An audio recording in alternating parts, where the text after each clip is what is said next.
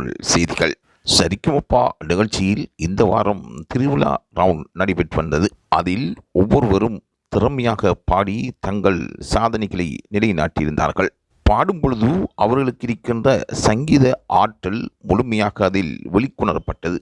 அவர்கள் திறமையாக பாடி வெற்றி பெற வேண்டும் என்பதற்காக கடுமையான பயிற்சி பெற்றிருந்தார்கள். திருவிழா ரவுண்டில் பெஸ்ட் பெர்ஃபார்மராக சிவானி தேர்ந்தெடுக்கப்பட்டார். கொடி நடையாக போறவரே என்ற பாடலை பாடி அவர் அந்த பெஸ்ட் பெர்ஃபார்மர் என்பதை தட்டி கொண்டார். இரண்டாவதாக கோல்டன் பெர்ஃபார்மராக ஸ்ரீஹரி பவித்ராவும் தெரிவு செய்யப்பட்டிருந்தார்கள். புத்தி வைத்த மல்லிகை மொட்டு என்ற பாடலை பாடி அவர்கள் இரண்டு பேரும் வெற்றி பெற்றுக் கொண்டார்கள். அவர்களுக்கும் அரங்கம் எழுந்து நின்று வாழ்த்துக்களை தெரிவித்தது. அதற்கு விசேஷமாக சூப்பர் பெர்ஃபார்மர் என்ற பேரும் அங்கு வழங்கப்பட்டிருந்தது. அந்த சூப்பர் பெர்ஃபார்மர் என்ற பேருக்குரியவர்கள் அருண், அக்ரீனா இரண்டு பேருமே அந்த பேரை தட்டி கொண்டார்கள்.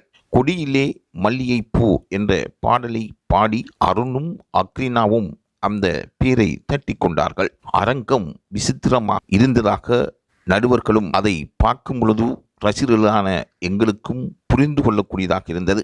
மேடை ஆரவாரமாக இருக்கும் பொழுது எலிமினேட் தொடர்பாக நடுவரில் விசேடமாக பார்க்கப்படுகின்ற பிரபல்யமிக்க நடுவர் சீனிவாஸ் அவர்கள் அறிவித்திருந்தார்கள்.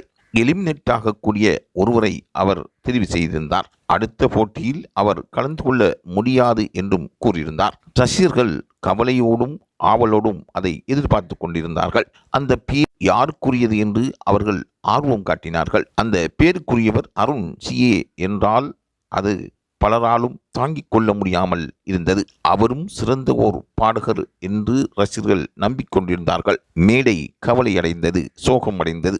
ஆகவே திருவிழா ரவுண்ட் பிரபல்யம் பெற்ற நடுவர்களாலும் அந்த துறை சார்ந்த நடுவராலும் உற்று நோக்கிய பொழுது அங்கு நடைபெற்ற சம்பவங்கள் சந்தோஷமாகவும் கவலை அளித்ததாகவும் ரசிகர்கள் கூறுகின்றார்கள்.